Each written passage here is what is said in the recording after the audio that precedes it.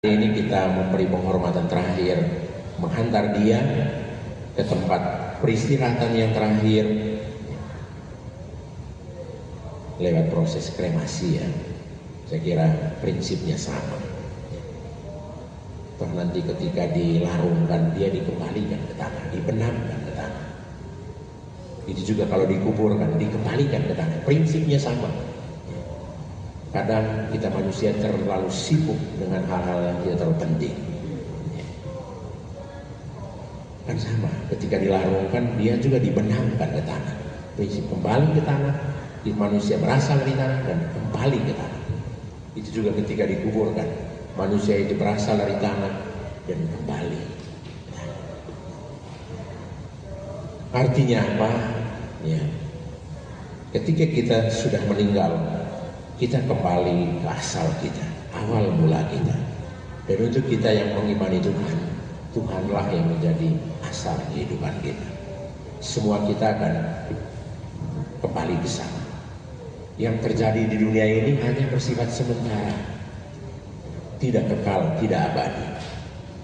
Karena itu orang sering membuat adagium begini, Zeit zum Tode. Itu ada satu ungkapan bahasa Jerman. Hidup ini adalah perjalanan menuju kematian.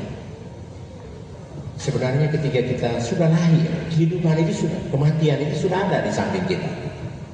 Hanya kapan saatnya kita tidak tahu. Karena itu sering orang katakan antara kehidupan dan kematian itu seperti berada di satu tempat duduk. Sehingga tidak heran kalau kita dengar tiba-tiba ada yang orang yang baru kita bertemu kemarin, tiba-tiba sudah ada dengar cerita dia sudah meninggal. Seperti itu.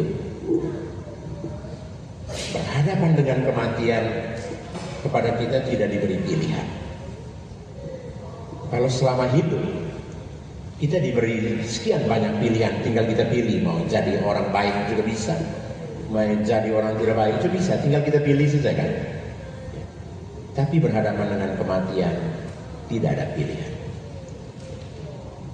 Coba kalau kematian sebagai sebuah pilihan, saya kira kita tidak pilih kan.